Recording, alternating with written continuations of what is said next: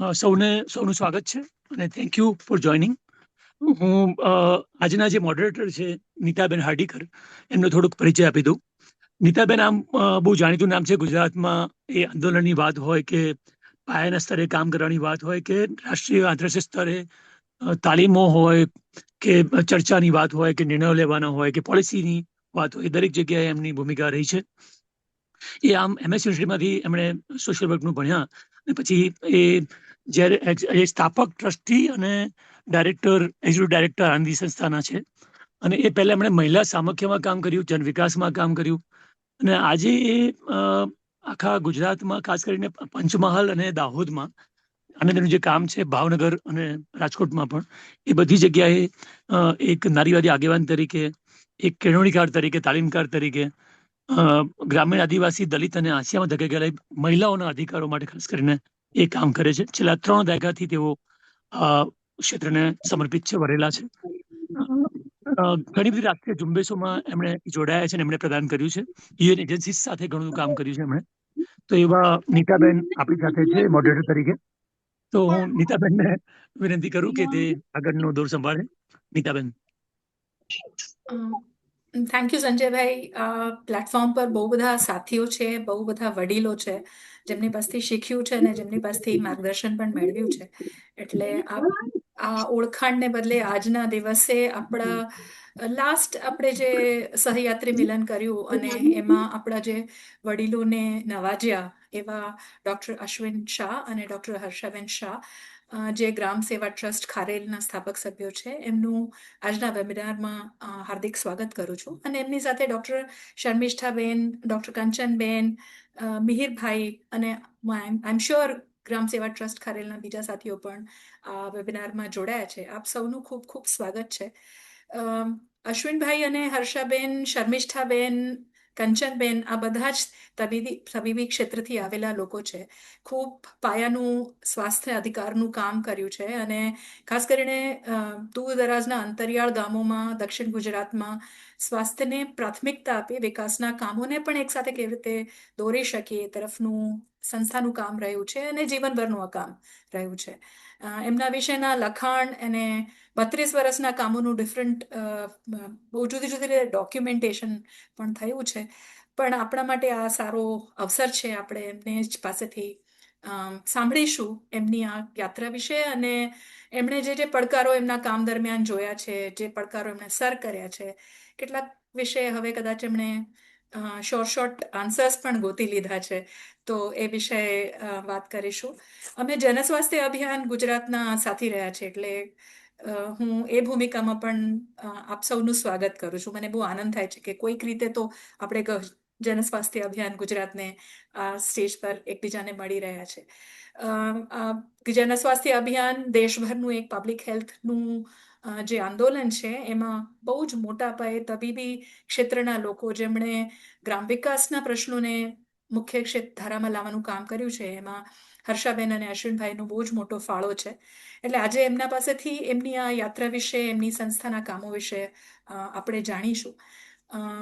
મને સૌથી પહેલા, અને આઈ થિંક આપણે ઇન્ફોર્મલી વાત શરૂ કરી ત્યારે કદાચ કીર્તિભાઈ વોઝ વેરી કીન કે આપણે શરૂ કરીએ અને સમજીએ કે તમારી શરૂઆત ખારેલથી કેવી રીતે થઈ, તમે ખારેલ કેવી રીતે પહોંચ્યા, ખારેલ જ કેવી રીતે પહોંચી ગયા, અને જો ખારેલ ન પહોંચ્યા હોત તો ક્યાં હોત.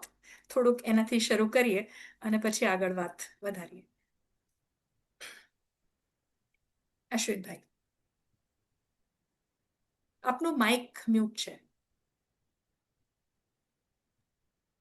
સંભળાય છે હવે? જી જી. બધાને નમસ્તે. આજે લાંબા ટાઈમે નીતાબેન જોડે વાત કરવાનો અવસર મળ્યો છે. તો letters of will have good talk, good information will share. તમે જે મુદ્દો પહેલો ઉપાડ્યો કે ખારેલ ક્યાંથી પહોંચી ગયા, એક હમણાં વાત કરી મેં કે અમે 30 બેડ ચરણોમાં શરૂ કરેલા, 2 જણ ફાઉન્ડર છે અમે સ્થાપક, પણ અત્યારે we have enough hospital, 100 beds છે અને આજુબાજુ ઘણી બધી બધા કોમ્યુનિટી પ્રોગ્રામ ને બધું ચાલુ કર્યું છે. હવે તો સંસ્થા મોટી પણ થઈ ગઈ છે. પણ ખારેલ પહોંચવા માટે થોડી પૂર્વ ભૂમિકા મારે બાંધવી પડે. એ બહુ સંકોચથી સાથે મારે કહેવું પડશે કે અમારી પોતાની વાત છે એ કહેવી બહુ મુશ્કેલ હોય છે. લાંબી વાત છે પણ ટૂંકમાં બતાવીએ, કારણ કે આપણે 1 કલાકમાં બધું બતાવવાનું છે. પણ એક જ વાક્યમાં કે તો આ બધું આપણને કેમ મન થયું કરવાનું, આ બધું શા માટે આપણે કર્યું? તો એક વાંચન, બહોળું વાંચન એવા લોકોનું કે જે આપણને અનુભવમાં, અને બીજો અનુભવ ડ્યુરિંગ માય જીવન લાઈફમાં. તો શું થયું કે 70 થી 75 મારી મેડિકલ એજ્યુકેશન ચાલતું હતું સુરતમાં, ને વાંચનારામાં ભાઈ ઘણા હતા, વાંચનનો બહુ શોખ હતો. એટલે ત્યારે ઘણી બધી બુકો વાંચી, પણ આલ્બર્ટ સ્વાઝર, ગાંધી વિશે ખૂબ વાંચ્યું. ને કાર્લ માર્ક્સ, ત્યારે યંગ હતું ત્યારે કાર્લ માર્ક્સ બી ત્યારે બહુ જાણીતા હતા. જયપ્રકાશ નારાયણની મુવમેન્ટ ચાલતી હતી 74-75. તો વી આર ઇન્વોલ્વ. અમે જરા આમાં ભેગા થયા કે આ બધું ખોટું છે, ને એના લીધે વાંચતા વાંચતા કોમ્પેશન જેવું જોઈએ માણસમાં, કરુણા, સ્વાઇઝરની, ગાંધીની વાતમાં, ને ગાંધીથી ડિટર્મિનેશન જે માણસમાં જે ઉતર્યું, એને ઘણું મનોમંથન કરાયું. સાથે કાર્લ માર્ક્સે એમ કહ્યું કે આપણે ઇક્વાલિટી ને ઇક્વિટીનો વિચાર જ નથી કર્યો આપણા દેશમાં. એટલે આ ત્યારે જે બધા વિચારો ચાલતા હતા ને એ વિચારો અંદર અંદર ચાલુ રહ્યા મગજમાં. પણ ઘરની પરિસ્થિતિને લીધે અમારે પ્રાઇવેટ પ્રેક્ટિસ શરૂ કરવી પડી 77માં અમલસાડમાં. ને 15 વર્ષ પ્રેક્ટિસ બી ખૂબ સરસ કરી, બોર્ડિંગ પ્રેક્ટિસ કરી. પણ જે મનોમંથન મારી પ્રેક્ટિસ ચાલતું હતું એ ઘણું વધતું રહ્યું, કારણ કે હું ગરીબોને બધા પેશન્ટ જોતો. મારો જે મેડિકલ ડોક્ટર તરીકે હું એકલો દર્દીને નથી તપાસતો, પણ એની આર્થિક પરિસ્થિતિ જોઉં, સામાજિક પરિસ્થિતિ જોઉં. એને જે ઘરે વિઝિટ કરીએ તો એના ઘરમાં બિલોંગિંગ શું હોય? એક ચૂલો હોય, ને 2 તપેલી હોય, ને એક થાળી હોય. તો આ બધું મનમાં ઘૂંટાયા કરે કે આ તો આપણે ક્યાં ના, ગરીબ માણસ કે એને પૈસા દવા લાવવાના પણ એના હાથમાં ન હોય, એટલે લાચારી જોઈએ આપણે કે આ તો બહુ લાચારી કહેવાય. આમાં જો આપણું ખૂબ સરસ ટેકનોલોજી અર્બન એરિયામાં જાય ને આપણે ગામડામાં તો આ લોકોને માટે કંઈ જ નથી કરી શકતા. એટલે મનોમંથન કન્ટિન્યુઅસ ગળમથલ ચાલુ કે આપણે આ ખોટું કરી રહ્યો છું. તો મારે કંઈક કરવું જોઈએ, જે વિચાર મેં ભણતા કરેલો હતો. એટલે ફરી 15 વર્ષ પછી આ બધું છોડવાનો ટાઈમ આવી ગયો કે હવે મારે છોડવું જ પડશે. દરેકના જીવનમાં તબક્કા આવતા હોય છે કે કંઈક કરવું. તો એ તબક્કો જે બુદ્ધના જીવનમાં આવેલો ને, મહાભિનિષ્ક્રમણ, એવો જ એક તબક્કો આવ્યો કે બધું બંધ કરી દો, કમાણી બંધ કરીને આ કામ કરવાનું શરૂ કરો. ને એ હું કરી શક્યો. એ કેમ કરી શક્યો? ત્યારે મને મુશ્કેલ કરે કહેવાનું હોય, તો કરી શક્યો. ને એમાં ગામડામાં જઈને ગાંધીને એ કહેતા હતા ગામડામાં જાઓ, ગામડાનો વિકાસ કરો. એટલે ગામડામાં લોકોને વાત કરો. મેડિકલ ડોક્ટર, એટલે અમારે બીજો વિચાર ત્યાં નહોતો કરવાનો, પણ જે ટેકનોલોજી આધુનિક છે એનો થોડો ઘણો બી અંશ ગામડામાં આપણે આપીએ અને દર્દીઓની સેવા કરીએ, એ માટે આપણે કંઈક કરવા માટે અમે આ બધું છોડી દીધું. હવે તમે કહો ત્યારે ભાઈ અમે ઝઘડિયા સેવા રોડમાં 2 વર્ષ ગયા. 2 વર્ષ માટે કોમ્યુનિટી મેડિસિનનું ફરીથી મેં પીજી કર્યું. ને 93માં અહીંયા આવ્યા ખારેલની પસંદગી કેમ થઈ? તમે કે એ બી એક અનુભવ જુદો છે. અમારો વિષય એવો હતો, વિચાર કે ગામડામાં વાંસદા, ડાંગ એ એરિયા પસંદગી ગયા. સાઉથ ગુજરાતમાં જ રસ હતો, સાઉથ ગુજરાતમાં મેં મોટા થયેલો હતો. તો ખારેલમાં શું થયું કે ત્યારે ખારેલ વગડો જેવું હતું, એક ચા પણ નહોતી મળતી ખારેલમાં. ત્યારે તો તમે અર્બન વિલેજ થઈ ગયું છે, પણ ત્યારે નહોતું મળતું. પણ અહીંયા એક લોકલ ટ્રસ્ટ બનાવેલું અહીંના વડીલોએ. એને કોઈ ડોક્ટર આવે નહીં ચાલુ, તો તે અમને આપી દીધું કે તમે આ ચલાવો હવે. એટલે ખારેલની ઓટોમેટિક અમને એક પસંદગી એની માટે મળી. પણ ખારેલ વિસ્તાર કેમ પસંદ કર્યો? ખારેલ વિસ્તાર અહીંયા હળપતિનો બહુ વસ્તી. હળપતિ તમે જાણતા હશો, ઘણા નહીં ખબર હોય. હળપતિ એક યુનિક આદિવાસી જાત છે કે જે આખી તાપીથી વાપી સુધીમાં છે. ને એના વિશે અમને બહુ લગાવ, કારણ કે એ આમની સાથે મોટા થયેલા. એ જમીન વગરના ખેત મજૂરો, બોન્ડેડ હતા, એટલે લિટરસી રેટ તો માઇનસમાં જાય એવા કે જે ખેતમજૂરી પર જીવે. એટલે એને માટે કંઈક કરવાનો ઉત્સાહ પહેલેથી હતો. પણ સાથે જ ડાંગ અને વાંસદા જેવા એરિયા કે જે અમારા માટે બી એક હતો કે ત્યાં વધારે ખૂબ અંતરિયાળ છે, તો ત્યાં તો વધારે જવું જ જોઈએ. એટલે એ આ ખારેલ છે ને એ ત્રિભેટે આવેલું છે. નવસારી જિલ્લા, આમ નવસારી જિલ્લો પ્રોસ્પરસ ગણાય, એ વિટમના છે. લોકોને એવું લાગે નવસારીમાં તો શું કરતા હશે, પણ નવસારીમાં આવા લોકો હશે. ને બાજુમાં જ તાપી જિલ્લો, સુરત જિલ્લો, મહુવા, વાંચતા એ બધા એની બાજુમાં. એટલે અમારું ખારેલ છે ને નવસારી બોર્ડર પર આવેલું છે. એટલે એવું લાગ્યું કે આ આપણને ચાલશે, કારણ કે તો એક જર્જરિત મકાનમાં 30 બેડ ની સાથે અમે બે આવી ગયા ને શરૂ કર્યું. એટલે અત્યારે તો વિચાર કરીએ ને તેમાં હર્ષાનો સાથ મળ્યો. એણે પોતાની ગવર્મેન્ટ જોબ છોડી દીધી ને મારી સાથે આવી ગયા. મારા ફેમિલીએ પણ સપોર્ટમાં આવ્યા. એટલે આ કારણ કે અહીંયા ખારેજમાં ત્યાર તો કઈ નહોતું. 11-12 સ્ટાન્ડર્ડની સ્કૂલ નહોતી, 5મી થી સ્કૂલ હતી. આ બધું સ્કૂલો પણ નહોતી. એ સમયે આ અમે અહીં આવીને રહી ગયા ને એટલે કહે ને આપણે જે જોશ હતું 44 વર્ષે, એમાં મેઘાણી યાદ આવી જાય આપણને કે ઘટમાં થોડા ઘોડા થંગ અને આત્મ વિજય વાંગ, અણભોમેલી ભોન પર યૌવન માટે આંખ. એટલે આ આંખ અમે માંડી અને ત્યારથી જે સફળ શરૂ થઈ તે અત્યાર સુધી ચાલી રહી છે. હર્ષાએ ઉમેરવું છે? હવે નીતાબેન આ જે કીધું ને, હમણો તો વિચાર હતો, પણ હું તો પેલી રામની પાછળ સીતાની જેમ નીકળી આવેલી, કોઈ એ નહોતું. પણ ભણતી હતી ત્યારે એટલું ખરું કે આ બહુ પ્રેક્ટિસ કરવી ને પૈસા કમાવા એવું નહોતું. અને પ્રેક્ટિસ 2 વર્ષ કરી, પણ એ લોકો પાસે પૈસા લેવા, પછી કાલાવાલા કરે, એટલે એ બધું મંથન એ બી ચાલતું હતું. એટલે 2 વર્ષમાં પ્રેક્ટિસ બંધ કરી દીધી કે આ કામ આપણું નથી. ભલે ભણ્યા અને ગાયનેકોલોજીસ્ટ એટલે બહેનોની બધી જે વેદનાઓ, એટલે એ મગજ સાથે મેચ નહોતું થતું. અને પછી થોડી લોકો સાથે વચ્ચે જઈને વાત કરવાની પહેલેથી ટેવ, એટલે હું સુરત કોર્પોરેશનમાં ફેમિલી પ્લાનિંગ મેડિકલ ઓફિસર તરીકે જોડાઈ ગઈ અને મેં 9 વર્ષ નોકરી કરી. પણ આ જયારે આવ્યું ને ત્યારે અશ્વિનભાઈ કે છે તેમ એટલું સહેલું નહોતું. 3 વર્ષ ઘરે મનોમંથન ચાલતું હતું. છોકરાઓ નાના, બંનેના પેરેન્ટ્સ લોઅર મિડલ ક્લાસ, બંનેની લાયબિલિટી, ઘણું બધું હતું. પણ એમાં એક કહીએ તો મારા દીકરાનો એના પપ્પાનો સાથ બહુ મોટો. એ 8મા ધોરણમાં ભણતો છોકરો, ગણપતિ માટે કામ એવું હતું.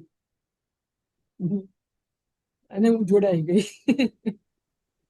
ત્યાંથી જર્ની શરૂ થઈ કે અત્યારે 32 વર્ષથી અમે બધું ડેવલપ કર્યું છે. હોસ્પિટલ હવે બહુ ફૂલ ફ્લેજમાં છે ને આપણે જે અમે જે નક્કી કરેલું નહીં માનવીથી અધિકારી ના કોઈ, એ એક જ મોટો પર અમે આ સંસ્થા શરૂ કરી દીધી હતી. હવે હોસ્પિટલમાં તમે તો બધી બ્રાન્ચમાં હવે અમે સગવડ શું, પહેલા તો અમે 2 જ હતા, બધી બ્રાન્ચમાં હવે સગવડ. પહેલા અહીંયા સ્કિલ પર્સન તો મળે, ડોક્ટર તો 21 વર્ષ સુધી મને ફિઝિશિયન ન મળ્યો. 21 વર્ષ સુધી મારે મેડિકલ પ્રેક્ટિસ બી કરવી પડી, ઇમરજન્સી કરવી પડી ને સાથે આ બીજું કામ પણ કરવું પડ્યું. પછી બધી બ્રાન્ચ મળી, આવા ડેડિકેટેડ શર્મિષ્ઠા, કંચન એ બધા મળ્યા. એટલે સરસ હવે કામ થઈ રહ્યું છે ને ડિપાર્ટમેન્ટમાં સર્જરી થાય, primary care, secondary care, tertiary care. મેં વાત ને ટર્સરી કેર અમે કરતા નથી ને સુપર સ્પેશિયાલિટી બી કરતા નથી. પણ આ હાડકાના, ચામડીના બધા રોગો જે આપણે બ્રાન્ચ જાણી છે બધું મળે. અંડર વન અમ્બ્રેલા બધું મળે. સોનોગ્રાફી છે, એક્સરે છે, લેબોરેટરી છે ને ખૂબ ઓછા ચાર્જે. ને એમાં પૈસાનું મહત્વ જ નથી આ કામમાં અમારા માટે, કારણ કે પૈસા એના માટે તો આપણે સોલ્વ કર્યું છે. 80 જેવા 90% જેવા તો આપણે 80% આપણે ગરીબોની મફત સેવા કરીએ, એટલે ઓછા પૈસે તો મફત. ને સાથે હવે થોડું આયુષ્યમાન આવી ગયું, અમારે એ પ્રશ્નો થોડો ઓછો થયો. પણ એ બધું બ્રાન્ચ પછી ડાયાલિસિસ શરૂ કર્યું. અહીંયા ડાયાબિટીસ પેશન્ટ ડાયાલિસિસ તે માટે શરૂ કર્યું ને એ પણ અમે સારી રીતે ચલાવીએ છીએ. પછી ડીઆઈસી પછી વાત કરવાના છે, ડીઆઈસી બી શરૂ કર્યું. એટલે આ બધું ધીમે ધીમે શરૂ થયું ને પછી ધીમે ધીમે આપણો કોમ્યુનિટી જે પ્રિવેન્ટિવ અમારો મેઇન હાર્ટ છે બધાનું, તો પ્રિવેન્ટિવમાં આગળ જેમ જેમ જવું તેમ આગળ વાત કરીશું. તો આ અત્યારે હોસ્પિટલ એવા વિસ્તારમાં છે, બધી જ સગવડ હવે મળી રહી છે. એટલે તમારા બંનેની વાતમાં બહુ જ ગહેરાઈથી મૂલ્યોની સમજ બને છે કે આ મૂલ્યોનું સિંચન તમારા માટે કેવી રીતે થયું, પોતાના અંગત જીવનથી, વાંચનથી અને પછી પ્રેક્ટિસમાં. અને એ પ્રેક્ટિસમાં એટલે પોતાના પૂરતું નહીં પણ પોતાના પરિવાર અને બાળકો સાથે પણ આ મૂલ્યોનું કેવી રીતે સિંચન થયું. આઈ એમ શ્યોર આ સંસ્થામાં પણ બહુ જ જે કમ્પેશનથી આ મૂલ્યોનું સિંચન થયું હશે. એટલે હું આ ઇન્વાઇટ કરીશ શર્મિષ્ઠાબેન, તમને આ મૂલ્યો સંસ્થામાં કેવી રીતે દેખાય છે? તમે કોઈ ઉદાહરણ આપી શકો? કારણ કે આઈ થિંક તમે સેકન્ડ જનરેશન કહેવાશો ગ્રામ સેવા હા, ટ્રસ્ટના. ચોક્કસ. જી જી. તો તમે સેકન્ડ જનરેશન લીડર છો, સંસ્થામાં એક ટ્રસ્ટી પણ છો, અને એ નાતે તમને હવે આ મૂલ્યોનું અહેમિયત અને આ મૂલ્યોને ટકાવવા માટે કેવી કેવી પ્રક્રિયાઓ કરવી પડે છે? હા, એક તો જે આ મૂલ્યોની સાથે જે સંસ્થા શરૂ થઈ હતી, નહીં માનવીથી અટકેરું કાંઈ. અને જેમ સરે કીધું કે 21 વર્ષ સુધી સરને કોઈ ડોક્ટર નહીં મળ્યું, ફિઝિશિયન નહીં મળ્યું, પણ આ મારો અનુભવ છે કે જે અહીંયા ટકી રહ્યા છે તે આ મૂલ્યોને માનતા છે એવા લોકો જ અહીંયા ટકી રહ્યા છે. એક તો એ છે. અને આખું દરેક એક્ટિવિટી અમારું આ જ એક નહીં માનવીથી અટકેરું કાંઈ પણ છે કે માણસના ના જ્ઞાતિના કંઈ એનું ઇકોનોમિક સ્ટેટસ, ના એની જેન્ડર, ના એનું જોગ્રાફિકલ એરિયા કંઈ નહીં જોવાનું, ફક્ત માણસ છે અને એને જરૂરત છે અને એને આપણે સહાય કરવાનું છે. જે પ્રકારે કરી શકાય તે પ્રકારે સહાય કરવાનું છે. સો સર, મેડમ, બીજા ટ્રસ્ટીઓ બધાએ એ જ કર્યું છે કે આ જે મૂલ્યો છે એ દરેક અમારા જે કર્મચારીઓ છે એ લોકોમાં ઉતરે, એટલા માટે કન્ટિન્યુઅસલી કંઈ ને કંઈ એક્ટિવિટીઝ, મહેનત ચાલુ છે તાકી આ મૂલ્યો એમાં ઉતરે. અને આ છે વિસ્તાર જ એવો છે. અત્યારે અમારે ત્યાં થોડી બહુ સગવડ છે, પણ કોઈ ડોક્ટર્સ ટકતા નહીં હતા, વધારે ડોક્ટર્સ. સો જે ટક્યા છે, સ્ટાફ અમારો આટલા વર્ષોથી જે ટકેલો છે તે આ મૂલ્યોના લીધે જ ટક્યો છે. એક અને એ અમારે તમારા અનુભવમાંથી કે અગર કોઈ પૈસા પણ આપે અમારા સ્ટાફને, સપોઝ ડિલિવરી થઈ કઈ પૈસા આપે તો સ્ટાફ ના પાડે છે કે નહીં, અમને નહીં જોઈએ. એવી રીતે અગર કોઈ પેશન્ટ અંદર હોસ્પિટલમાં બહુ ગરીબ છે અને લાગે છે કે નહીં આની પાસે એટલા બધા પૈસા નહીં, તો પહેલાથી સ્ટાફ આવીને હર્ષાબેનને કે બીજા કોઈને કહે છે કે આ પેશન્ટની પાસે પૈસા નથી, પ્લીઝ એમનું તમે ફ્રી કરી દેજો. અમારો જે ગામડામાં જે કામ કરે છે તે સ્ટાફ પણ એવો છે કે મેડમ આ પેશન્ટ છે, એ તકલીફ છે, એને આની પાસે એટલા બધા પૈસા નથી, એને તમે ફ્રી કરજો કે એને આ પ્રોબ્લેમ છે. કઈ પ્રોબ્લેમ્સ હોય તો કેવી રીતે કરવાનું, એના માટે પણ એ લોકો કે આ પેશન્ટને આ પ્રોબ્લેમ છે કેવી રીતે જઈને પોતાની ગાડીમાં પણ ઘણીવાર લઈ આવતા હોય છે. સો પૂરા ઉનકે બધા જ સ્ટાફમાં અંદર આ મૂલ્યો ઉતરતા છે અને એના માટે આખા વર્ષ, આખા આટલા વર્ષો અશ્વિનભાઈ, હર્ષાબેન અને બધા જ જે ટ્રસ્ટીગણ છે ને, બધા સિનિયર સ્ટાફ છે, એ લોકો કન્ટિન્યુઅસલી કંઈ ને કંઈ પ્રયત્ન કરતા હોય છે. નીતા, એક મિનિટ. નીતા, હલો નીતા. હાજી, હા, મને સંભળાય છે. હાજી. મેં આની એક જ વાક્ય, અમે ગાંધીનો ફોટો મૂકેલો, નીચે એક વાક્ય લખેલું છે લુઈ પાશ્ચરનું: હું તારો ધર્મ શું છે એ નથી જાણવા માંગતો, તારા વિચારો શું છે એ પણ હું જાણવા નથી માંગતો. માત્ર એટલું જાણવા માંગુ છું કે તારો દુઃખ શું છે, અને ફક્ત એને દૂર કરવામાં હું મદદ કરવા માંગુ છું. આ ફિલોસોફીથી બધા સ્ટાફને જો પર્ક્યુલેટ થાય એવું અમારી ઈચ્છા છે લોકોને. બહુ જ મહત્વનું છે. જે સમયમાં અત્યારે ઘણીવાર એવું કહેવાય છે કે યુવાઓ આ સમજ કેવી રીતે કેળવશે, કાં તો શું સંસ્થાઓમાં આ પ્રકારનું વાતાવરણ હવે શક્ય છે કે કેમ. આઈ એમ શ્યોર આ ઉદાહરણો અને આ જે કોટ તમે કીધો છે, અમને સૌને એનાથી વધારે એનર્જી મળે છે અને એક પ્રકારનું આત્મવિશ્વાસ પણ બને છે કે આપણે જે દિશામાં જઈ રહ્યા છે એ ક્યાંક ને ક્યાંક આપણને આ મૂલ્યોમાંથી આવી રહ્યું છે. થોડુંક જે કાર્યક્રમોની વાત કરતા હતા, આઈ થિંક આપે જે શરૂઆતના કાર્યક્રમોમાં તો કીધું કે ખાસ કરીને મહિલા અને મહિલાઓના સ્વાસ્થ્ય, પ્રજનન સ્વાસ્થ્યને સંબંધિત કામો વધારે થયા છે, કારણ કે એક પ્રકારે એ પ્રકારની ઇમરજન્સી જોઈ છે. પણ એ સિવાયના મુખ્ય કયા કયા કાર્યક્રમો રહ્યા છે? કદાચ બાળકોના સંભાળને લઈને અત્યાર સુધીના શું કામો છે, ન્યુટ્રિશનને લઈને કયા કામો છે, તો થોડુંક મુખ્ય કયા કાર્યક્રમો રહ્યા છે જે શરૂઆતથી પણ ચાલ્યા છે અને સમય બદલાતા એમાં બદલાવ પણ લાવ્યા છો? એકચ્યુઅલી આ શરૂઆત થઈ ત્યારે હોસ્પિટલ માતૃ અને બાળકોને કેન્દ્રમાં રાખીને કહેવાય ને કે મધર ફ્રેન્ડલી હોસ્પિટલ એ હતું. અને ત્યારથી જ અમે લોકોએ જે સ્ત્રીના જીવનમાં કિશોરાવસ્થાથી લઈને અને વોર્મ ટુ ટોમ એ અમારો સિદ્ધાંત હતો એટલે કિશોરીઓથી જ આ જ્ઞાન અને પ્રજનન તંત્ર અને સ્વાસ્થ્ય, સેનિટેશન, એ મેન્સ્ટ્રુઅલ હાઇજીન, એ બધા પ્રોગ્રામો શરૂ થયા. તેનો એટલે અમારી સાથેનો એક સંબંધ બંધાય. એ જ માતા બને, એ જ પછી બાળક લઈને આવે, એ ધાત્રી માતા બને, અને એ જ એટલે જે કહેવાય છે ને એક જાતનો કૌટુંબિક નાતો ને આ બધા પ્રોગ્રામો. અને એવું છે કે એક એક કોઈ પ્રોગ્રામ આમ ઘડાઈને કે પ્લાન એ નહીં, જે સમસ્યા ઊભી થઈ તો એને હલ કેવી રીતે કરવી, આ ઇસ્યુ થયો છે તો આનું આપણે કેવી રીતે નિરાકરણ લાવીએ, એમ કરતા કરતા કરતા આ બધા પ્રોગ્રામો ઉમેરાતા ગયા. અને એમાં છે ને તે થોડુંક પ્રાદેશિક પણ ફેરફારો જોયા, લોકોની જે ડિમાન્ડ જોઈ. કારણ કે આપણે જે ઘણું માનતા હોઈએ પણ એ લોકોમાં એ સમજ ના હોય.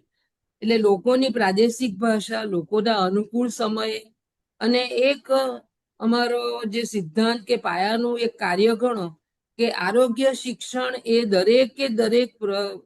દરેક પ્રોગ્રામમાં શિક્ષણ.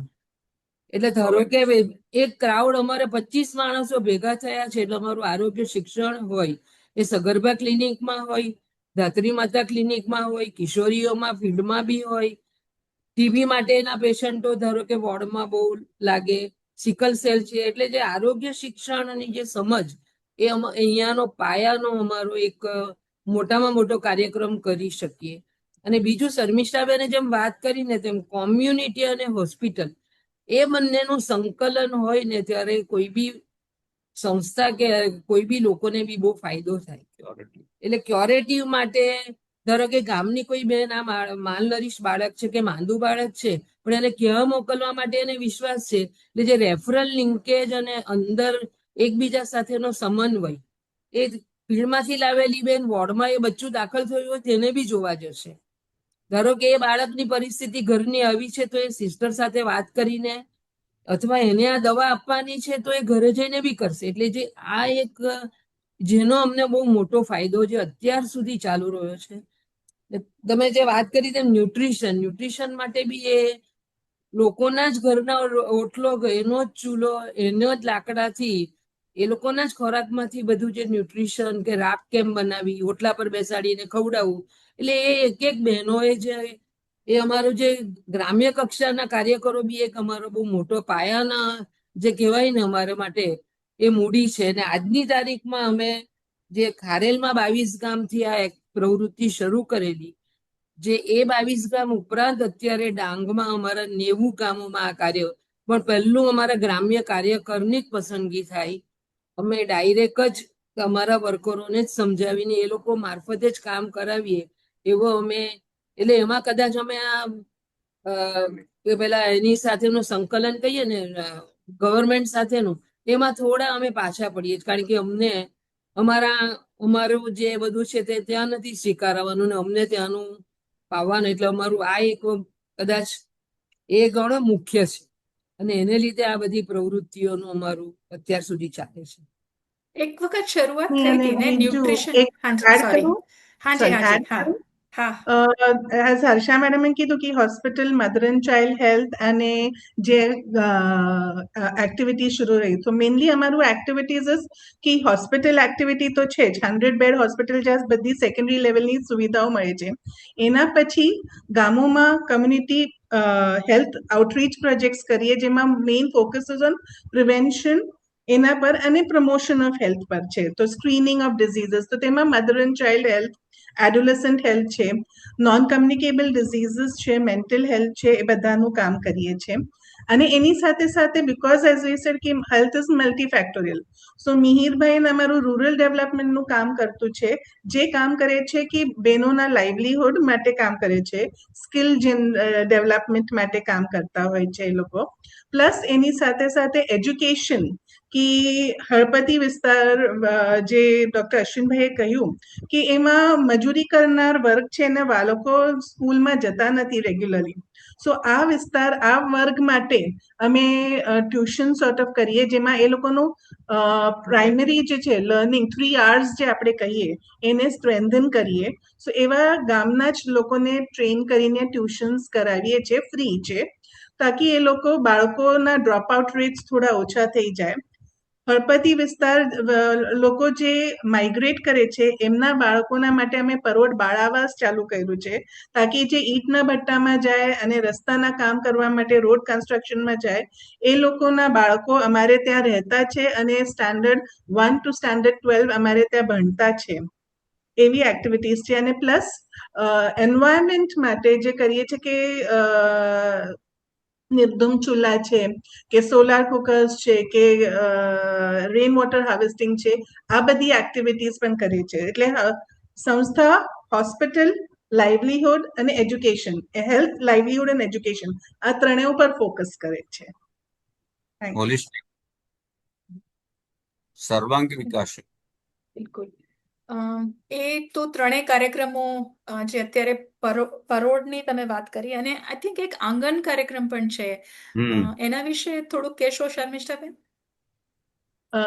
જી, અમે થોડા વર્ષોથી આ ન્યુટ્રિશન પર કામ કરતા જ હતા અને ઇનિશિયલી જે બહુ વેરી લો અથવા વધારે માલ ન્યુટ્રિશન હતું તે ઘણા સમયથી એક અરાઉન્ડ 50-60% સુધી બાળકો નોર્મલ આવ્યા અને અરાઉન્ડ ફ્યુ યર્સ એક પ્લાટો આવ્યો હતો કે નીચે એનાથી વધતું નહીં હતું, ન્યુટ્રિશન સુધારતું નહીં હતું. So we were thinking what to do. ત્યારે આ કન્સેપ્ટ WHO નો અર્લી ચાઇલ્ડહુડ નર્ચરિંગ કેરનું કન્સેપ્ટ આવ્યું અરાઉન્ડ 2018-19માં WHO નો આ કન્સેપ્ટ આવ્યો છે, જેમાં they are not only focusing on health and nutrition of the child, તેના પર ફક્ત ફોકસ નથી કરતા, પણ સાથે સાથે safety and security of the children, early learning અને રિસ્પોન્સિવ પેરેન્ટિંગ, કે બાળકને રિસ્પોન્સ આપીને વાલીઓ કેવી રીતે પાલકત્વ કરી શકે એના ઉપર.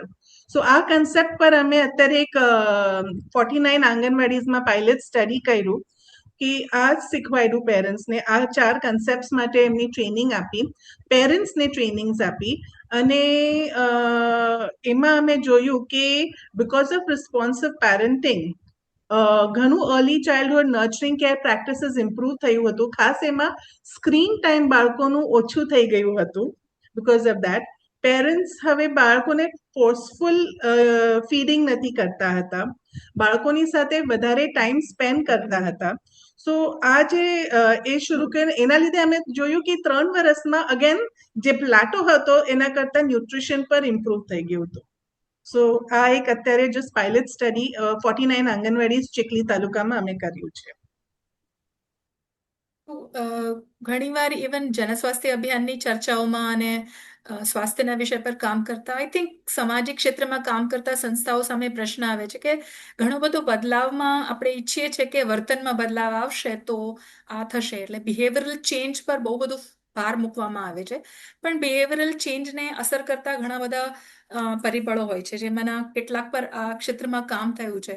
પણ what do you have to say કે આરોગ્ય ક્ષેત્રમાં ક્યુરેટિવ મેડિસિન કે ઇવન આજે પ્રેક્ટિસીસમાં બદલાવ માટે બિહેવિયરલ ચેન્જ પર જે આટલું ભાર છે એ કઈ રીતે એકચ્યુઅલી અમલમાં મૂકી શકાય, એના સામે શું પડકારો છે અને તમે એની સાથે કેવી રીતે ડીલ કરો છો? આઈ થિંક અહીંયા ઘણા બધા સાથીઓ જે સંસ્થામાં કામ કરે છે પોતાના ફિલ્ડ ક્ષેત્રમાં હંમેશા અનુભવ્યું હશે, એટલે આઈ ઓલ્સો ઇન્વાઇટ કે જે લોકો પાર્ટિસિપેટ કરી રહ્યા છે આ વેબિનારમાં એ લોકો પણ પોતાના સૂચનો અહીંયા મૂકી શકે. But really would like to know Gram Seva ટ્રસ્ટે બિહેવિયરલ ચેન્જને કેવી રીતે જોયો છે અને કઈ રીતે એના પર કામ કર્યું છે?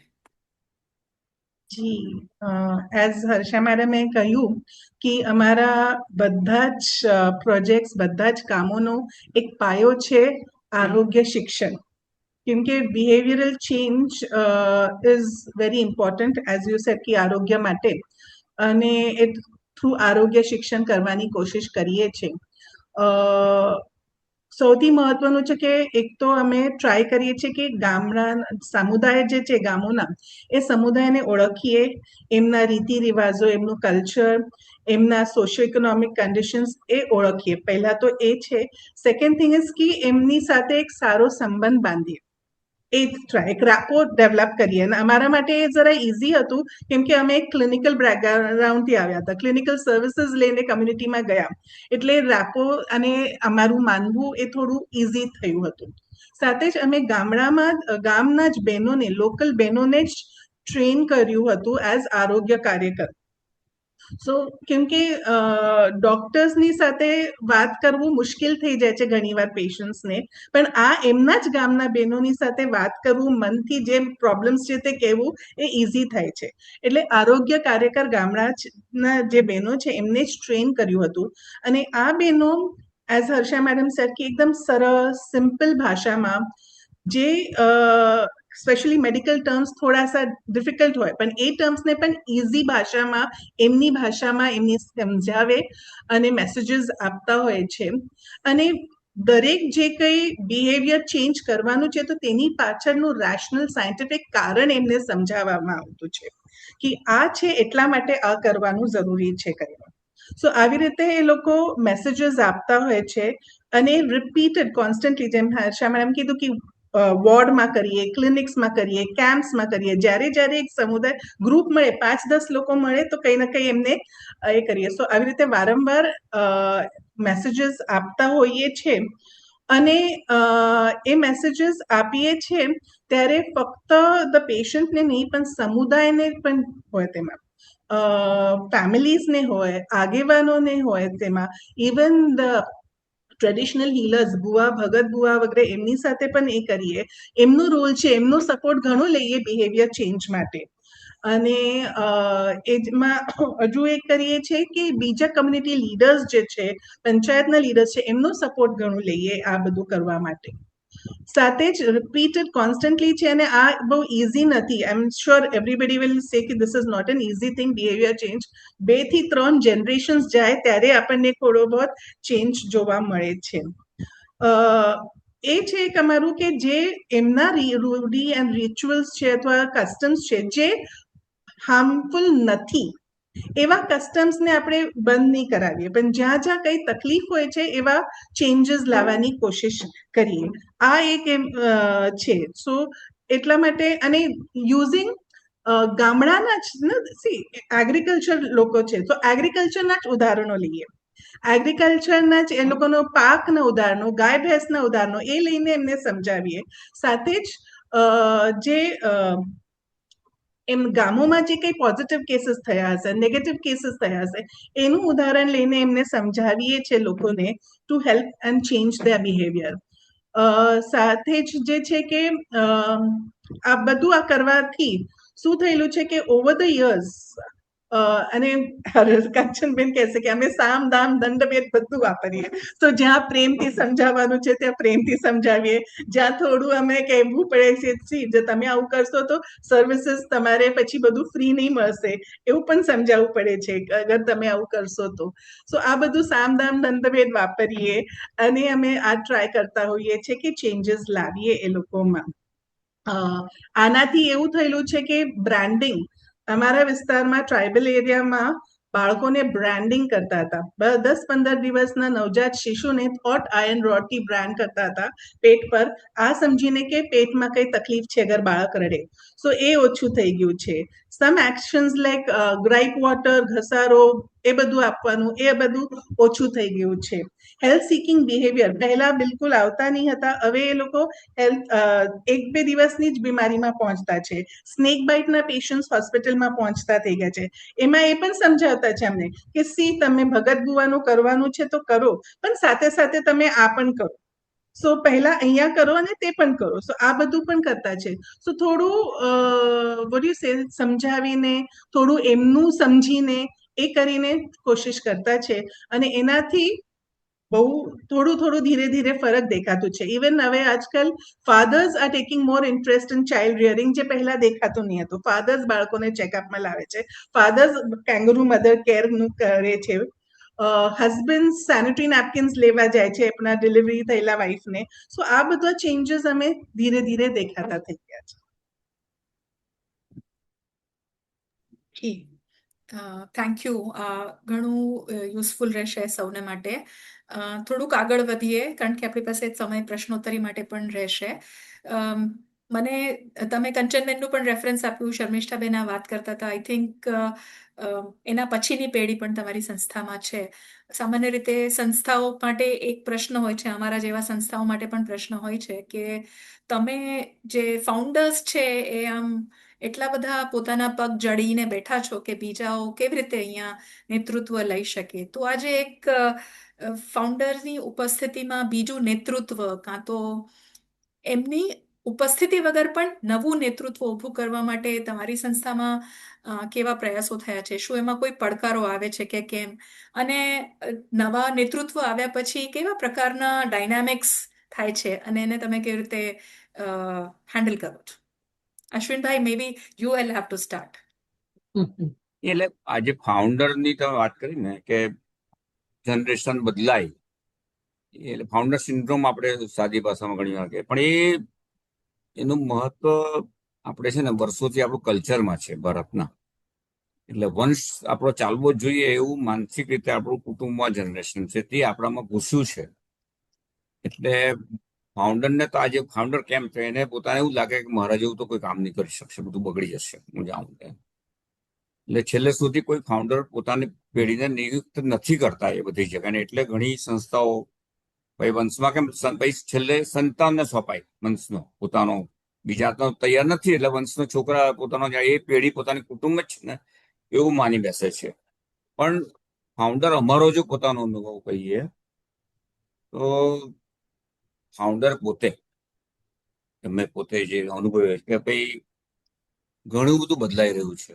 મેડિકલ તરફ દાખલો લઉં તો મેડિકલમાં ટેકનોલોજી એટલી બધી વધી ગઈ છે કે અમારા માટે હવે મારે ડોક્ટર તરીકે કામ કરવું હોય તો ઘણી મુશ્કેલી પડે પહેલા કરતા, કે બહુ જલ્દી બદલાય. તેવી રીતે બીજા વિસ્તારમાં લાઇવલીહુડમાં કે શિક્ષણની પદ્ધતિ બદલાય છે, બધું ઘણું છે.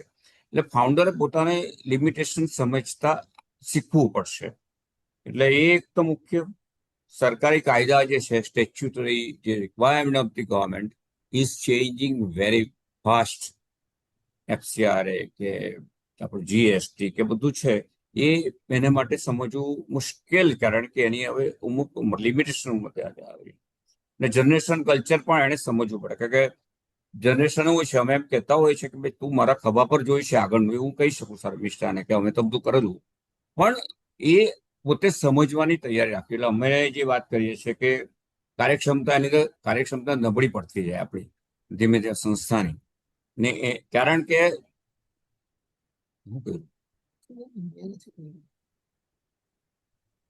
એટલે એ જે એને માટે આપણે તૈયારી બીજા જનરેશન રાખવી પડે. તો લાંબી સંસ્થાઓ બધી ધીમે ધીમે નબળી પડતી જાય છે. આપણે ઘણી સંસ્થાઓ જોઈએ છીએ. અમે જે ડેલિકેટ ધીમે ધીમે કરીએ છીએ કામ, અમને લાગે છે આ કરી શકશે આના, તો એને ધીમે ધીમે આપણા જે કોઓર્ડિનેશન મિટિંગ અમારી હોય છે એમાં બધી વાત થતી હોય છે ને ગ્રેજ્યુઅલી વાત એકબીજાની કરતા હોય છે કે તારે આ કરવાનું, તારે કરવાનું. ભૂલ હોય તો જ આપણે એની થોડી વાત કરવાની, કાર્યક્ષમતા માટે, કારણ કે અમારું વિસ્ડમ થોડું કામ લાગે એમાં, તો એ આપણે કરતા હોય છે. અને એમાં થોડી તકલીફ પડે, એમને બી લાગતું હશે શર્મિષ્ઠા કંચન કે આ મેડમને સાહેબ તો બધું વારંવાર કહેતા હોય છે, પણ એ જનરલ છે એમાં. અને એ બંને પક્ષે સાથે લેવું જોઈએ. પેલા આગળના બધા ફિલોસોફર, તારી વાત સાચી છે એવું માનું છું, પણ મારી વાત બી સાચી જ છે, પણ હું તારી વાતને સાચી માનવા માટે કાયમ માટે તને ડિફેન્ડ કરીશ. એ તમારી તૈયારી ફાઉન્ડરની રહેવી જોઈએ કે તમારી સામેની વાત સાચી છે એ પણ સમજવું જોઈએ. એટલે એ અમારે ચાલુ છે, પણ હવે એટલા પડકાર નથી. એક્સેપ્ટન્સ અમારું ગ્રેજ્યુઅલી છે બંને બાજુ, ને બહુ થઈ રહ્યું છે ગ્રેજ્યુઅલી, ને થશે અમને એવું લાગે પણ છે. એટલે આ બધું ને ફાઉન્ડરે ધીમે ધીમે ગીતા બધું બહુ વાંચેલી હોય, અમે તો વાંચીને, પણ અનાસ્તક યોગ બધાએ ધીમે ધીમે આવવો જોઈએ, બધાએ ધીમે ધીમે આવવું જોઈએ. એટલે આ બધું ગ્રેજ્યુઅલી છે. It's a very slow process, gradual process, ને ખબર નહીં પડે એ રીતે થઈ જાય એવું આપણે રાખવું જોઈએ. અને બંને પક્ષે એવું એકબીજાને સમજતા શીખવું પડશે ને એવો રાખવું જોઈએ કે આ સારા માટે કહેવામાં આવે છે, સંસ્થાને ચલાવવા માટે કહેવામાં આવે છે, નથી કે પોતાની સત્તા ચલાવવા માટે. સત્તા પર ચોંટી રહેવું એ દરેક ફાઉન્ડરે વિચારી લેવું પડે. આપણે વિવેકાનંદે તો બહુ વાત કીધેલી કે હાર્વર્ડ યુનિવર્સિટી જોઈ, કેમ્બ્રિજ જોઈ, ને ત્યાં વર્ષોથી ચાલે છે, 150-200 વર્ષોથી. એટલે એમણે તો કીધેલું એવું તંત્ર ગોઠવો કે કોઈ એક વ્યક્તિને આધારે ના ચાલે, પણ આપમેરે એ ચાલ્યા જ કરે. આપણા ભારતવાસીઓમાં મોટી ઉણપ એ છે કે આપણે પોતાની સત્તાનો ઉપભોગનો સાથીદાર સાંખી શકતા નથી. સાથીદારને સાંખી શકતા નથી કે મારી સત્તા ઉપર કેમ ચાલે, એટલે મારે જરાક તો કહેવું પડે મને કે એને કેમ નહીં ગયો. આ બધું થાય ને કે ટાઈમે તો આવવું જ જોઈએ. મને એ ગયો કામ માટે, પણ એને તે પહેલા આપણે વિચારીએ કે મને કહીને કેમ નથી ગયા, મને તો કહેવું જ પડે. સો આ બધું તમારા ફાઉન્ડરે પોતે એક્સેપ્ટ કરવા માંડવું જોઈએ કે એ પણ એ તમારા સાથીદારના લેવલે આવી રહ્યા છે. એટલે હજી પડકાર નથી, પણ પડકાર આવી શકે એવી શક્યતા હોય, અને આ રીતે નિરાકરણ કરવાની આપણી તૈયારી હોવી જોઈએ. નીતા, હું ઉમેરું એમાં થોડું. એટલે એકચ્યુઅલી અમારે તો એવું લાગે છે કે so called we are lucky person એવું કહેવાય કે અમને અમારા અત્યાર પછી અમારી પાછળ જવાબદારી અમારા 4 પિલરો અને અમારો જૂના કર્મચારી ગણ. પેલા ગયા વખતે પેલા ગોટી કહેતા હતા ને કે અમારો બી કર્મવીરો એવા છે કે તમે વિશ્વાસ મૂકીને કામ કરી શકો. અને એ અમને હમણાં તક 10 વર્ષથી મળી છે. એટલે અમે ધીમે ધીમે ગ્રેજ્યુઅલી અમે દીકરીને તો અમેરિકા જઈને 3 મહિના 6 મહિના આ લોકોએ આ બધું સંચાલન કર્યું જ છે. એટલે અમને એ તો વિશ્વાસ છે. બીજું કે એ લોકો બી હવે આટલા વર્ષોથી અહીંયાની પ્રણાલી એ બધું ટેવાઈ ગયેલા છે. અને ત્રીજું, અમે અત્યારે બધું ડિસેન્ટ્રલાઇઝેશન ઓફ ધ વર્ક ઘણું કરી નાખ્યું છે. દરેક ડિપાર્ટમેન્ટમાં પછી અમારે નાની નાની વસ્તુમાં અમે ઇન્ટરફિયર નહીં થઈએ. મહિનામાં એક વખત જ મિટિંગમાં અમે મળીએ અને જે બી ઇસ્યુ હોય તે સોલ્વ કરવાના. એટલે અમે તો એ સ્ટેજ ગ્રેજ્યુઅલી, અને અમે તો વી હેવ ડિસાઇડેડ કે હવે at rate of 75 we should પેલો કે ને વાનપ્રસ્થા સંન્યાસ આશ્રમમાં જવું જોઈએ. પણ આશ્રમમાં નહીં, પણ અમે આ આશ્રમમાં રહીને બી એ કરી શકીએ એવું લાગે છે. નીતા, એક બીજું ઉમેરીએ કે અમે શર્મિષ્ઠાબેન કંચનને બી ટ્રસ્ટી બનાવી દીધા છે. તો they are also on the trust board. So એ લોકો બી અમારા ડિસિઝનના એક જાતના પાર્ટનર્સ છે. તો અને બીજું કે આ જે ડેડિકેટેડ ટીમ છે અમારી, એ ઇન્ટરવ્યુ માટે નથી આવી. એ પોતાના આવી સંસ્થા જોવા માંગતી હતી, એને લીધે જોડાઈએ. એવું નથી કે અમે ઇન્ટરવ્યુ લીધા ને શર્મિષ્ઠાબેન આવી કે કંચન આવી કે મિહિરભાઈ આવ્યા, પણ દે નો અબાઉટ સંસ્થા, જાણી છે એ લોકોએ, ને એ લોકોએ વોલન્ટરી પોતાનું જ કામ, આવું જ કામ કરવું છે એટલે જોડાયા છે. તો અમારા માટે થોડું ઘણું ઇઝી રહ્યું છે આ બધું. બહુ જ મહત્વની વાત છે. શર્મિષ્ઠાબેન, કંચનબેન, તમે કઈ જોડવા માંગો છો? આવો. Kanchan, do you want to say anything? Mihir હશે. Mihirbhai, if you want to add. If I want to say, Yes. હું થોડું પાછળ બોલું કે it is really important as sir said કે કોઈ પણ સંસ્થાને લાંબા સમય ટકવા માટે અને to grow કે થોડું થોડું લીડરશિપ ટ્રાન્સફર થવું જ જોઈએ. જે ન્યૂ યંગર જનરેશન આવશે એમને લીડરશિપ આપવું જોઈએ, પણ સિનિયર્સ પણ હજુ હોવું જ જોઈએ, સ્પેશિયલી એઝ હી સેડ કે એક્સપિરિયન્સ છે એમનો, અને એઝ એડવાઇઝર્સ અને એનામાં પણ હોવું જોઈએ. And to see that the organization is following the principles and going in the right direction. અમારા માટે એવું થયેલું છે કે સારા મેન્ટર્સ મળી ગયા છે who have been grooming us.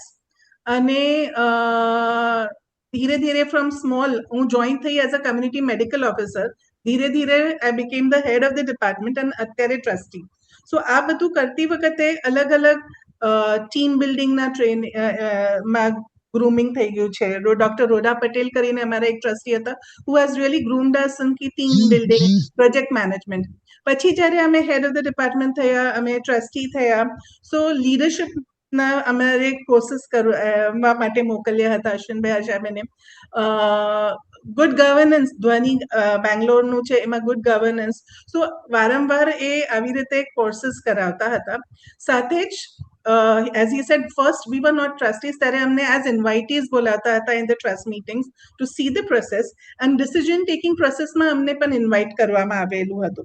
So this helped us into understanding the whole process. અને જે અમારું વાંચન ચાલતું હોય છે, મીટિંગ્સ ચાલતા હોય છે, બધા ડિપાર્ટમેન્ટ્સના કોર્ડિનેશન મીટિંગ્સ ચાલતા હોય છે, all these things have helped us and developed us. હવે now it is our responsibility કે અમારા પછીના જે છે, we have to groom them in the similar way, અને એમને એવી રીતે જ અમારે ટ્રેન કરવાનું છે. So just because દરેક ડિપાર્ટમેન્ટમાં હવે અમારા staff, as there are some who stay far away, પણ છોડતા નથી કામ because they like the work and they like the organisation. So આવા લોકો જે છે હુ આર ડેડિકેટેડ, તો હવે ઇટ્સ નાઉ આર ડ્યુટી કે એ લોકોને એવી રીતે જ અમે પણ ગ્રૂમ કરીએ. Yes. Kanchanben, Mihir if you are here and you want to add.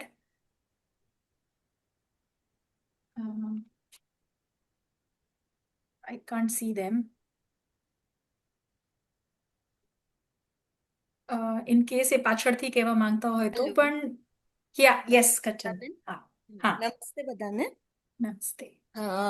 એ જે અત્યારે આપણે ડિસ્કશન ચાલે છે કે ફાઉન્ડર્સ છોડતા નહીં હોય ને જે લોકો જોઈન થતા હોય એમને બહુ જલ્દી હોય કે અહીંથી આપણે આજે જોઈન કર્યું અને કાલે બધું આપણાને બધા જ ડિસિઝન મેકિંગમાં અને બધી પ્રોસેસમાં આપણાને ઇન્વોલ્વ થઈ શકશે.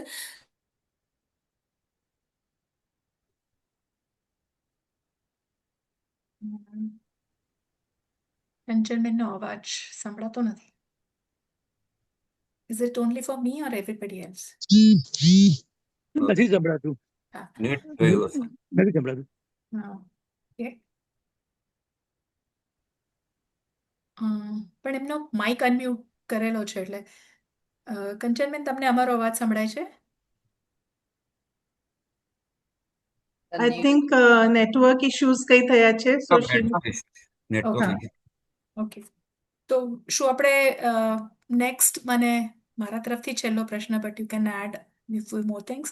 એટલે અત્યારે જે બહુ બધાને પડકારો સમજાય છે, ખાસ કરીને આદિવાસી વિસ્તારમાં કામ કરતી વખતે, કે યંગ છોકરાઓ નો અભ્યાસ બદલાયો છે, એમનું એક્સપોઝર બદલાયું છે, અને ઘણા બધા જે ભૌતિક વિકાસની બાબતોને ધ્યાનમાં રાખીને પણ જોઈએ તો એ બદલાયું છે. એવા પરિપ્રેક્ષમાં ગ્રામ સેવા ટ્રસ્ટ પોતાના જે બે કામો છે, ક્યુરેટિવ વર્ક અને ગ્રામ વિકાસનું જે કામ છે, સ્વાસ્થ્ય અને ગ્રામ વિકાસના કામને કઈ દિશામાં લઈ જવા માંગે છે, કેવી રીતે જોઈ રહ્યા છે, હવે પછીના દાયકાનું કામ કેવું હશે? હવે અત્યારે તમે જે વાત કરી ને કે ભાઈ કન્ઝ્યુમરિઝમ વધ્યું, કે મોબાઈલ ફોનની દૂષણ, ફાસ્ટ ફૂડ દૂષણ, એ બધું વધી રહ્યું છે. અમારા ફ્યુચરમાં અમે જે કરી રહ્યા છે એ અમારે એડ્રેસ કરવું પડશે એવું લાગી રહ્યું છે. એટલે બાળકો સાથે સ્કૂલોમાં ને એમાં કદાચ વધારે કામ કરવું પડે, કારણ કે અત્યારે એ જે દૂષણ છે અમારી, અત્યારે અમે નથી કરતા એટલું બધું, પણ સ્કૂલોમાં તો કામ કરે છે, પરોઢ હોસ્ટેલમાં કામ કરે છે. એટલે એ હવે અમારી થોડીક કોમ્યુનિટી વર્કની થોડી પેટર્ન કદાચ વધારે બદલવી પડશે એવું લાગી રહ્યું છે. એટલે શર્મિષ્ઠા કદાચ એમાં વધારે. હા, એઝ હી સેડ કે જે એસ્પિરેશન્સ, યુથ એમના એસ્પિરેશન્સ બદલતા છે, સાથે જ ગ્લોબલાઇઝેશન અને મીડિયાનું પણ ઘણું અસર થતું છે કમ્યુનિટી પર. તો વન થિંગ એક હતું કે આયુષ્માન PMJY પણ હવે આવી ગયું છે.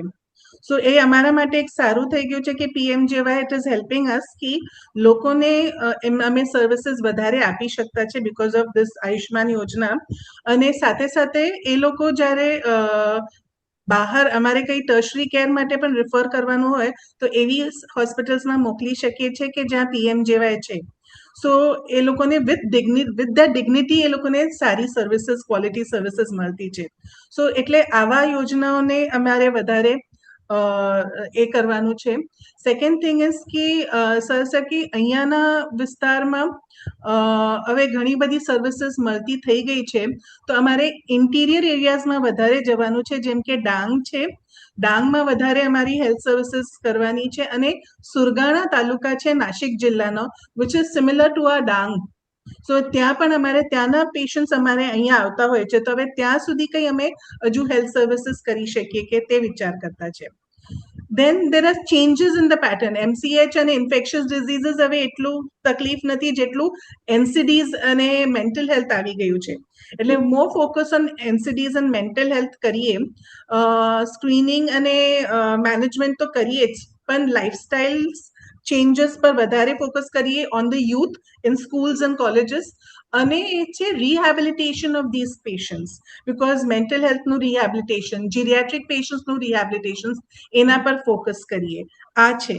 એન્ડ અગેન એન્વાયરમેન્ટ માટે જેમ કે મિહિરનો જે છે કે એને વધારી દઈએ કે હજુ એન્વાયરમેન્ટલ ફ્રેન્ડલી અથવા એન્વાયરમેન્ટ કન્ઝર્વેશનની એક્ટિવિટીઝ કરીએ, ખાસ કરીને ડાંગ અને આ જ્યાં ફોરેસ્ટ અને એ બધા ઓછા થવા માંડ્યા છે. અને યુથને ક્યોંકि આપણે આપણું જોયું છે કે વોકેશનલ કોર્सेस અત્યારે ઘણા બધા થઈ ગયા છે, but quality of the vocational courses is not so good. So quality vocational courses આપણા યુથના મળે એ દ્રષ્ટિથી પણ વિચાર કરતા છે. So this is what we are thinking for the next few years. Thank you. આપણે કંચનબેનને ના સાંભળી શક્યા, મે બી એમના વિચારો તમારી સાથેથી અમારી સુધી પહોંચાડવાની કોશિશ કરીએ. મને લાગે છે કે સંજયભાઈ આપણે હવે મંચને ખોલી શકીએ પ્રશ્નો માટે, પણ એક નાનકડું વિડીયો છે જેમાં એક ક્લિમ્સ જે પ્રવૃત્તિઓ છે એનું 2 મિનિટનો વિડીયો છે. નીતાબેન પછી લઈએ, પહેલા આપણે પ્રશ્નો લઈ લઈએ. ઓકે. તો હા, પ્રશ્નો લઈ લઈએ. મને હેન્ડ રેઝડ હતું, એક દેખાતું હતું, પણ હા, હવે લખીને નથી આવ્યા, પણ બોલીને કોઈને પ્રશ્ન પૂછવા તો પૂછી શકે. ચેટમાં નથી આવ્યા. હા, તો આપણે હર્ષાબેનને, અશ્વિનભાઈને, શર્મિષ્ઠાબેનને પ્રશ્નો પૂછી શકીએ એમના કામના કોઈ ખાસ ક્લેરિફિકેશન માટેના, કાં તો પોતાના કામ સાથે જોડાઈને કોઈક એમનું રિફ્લેક્શન સમજવા માંગતા હોય તો એ પ્રશ્ન પૂછી શકીએ. મને ખાસ કરીને પ્રશ્નો લાગતા હતા કે જે આપણે ત્યાં બિહેવિયરલ ચેન્જને લઈને પ્રશ્નો, કામ કરવામાં તકલીફ પડી રહી છે, કદાચ એ સંદર્ભના કોઈક પ્રશ્નો હોઈ શકે. અને જે અભિયાન તરીકેના આપણે સામૂહિક કામો સમુદાય સાથે ન કરી શકતા હતા એ બાબતના પણ હોઈ શકે. કિશોરભાઈ નાયકનો હાથ છે અને પછી સેજલનો. તો we can start with Kishorbhai. આપ પ્રશ્ન પૂછી શકો.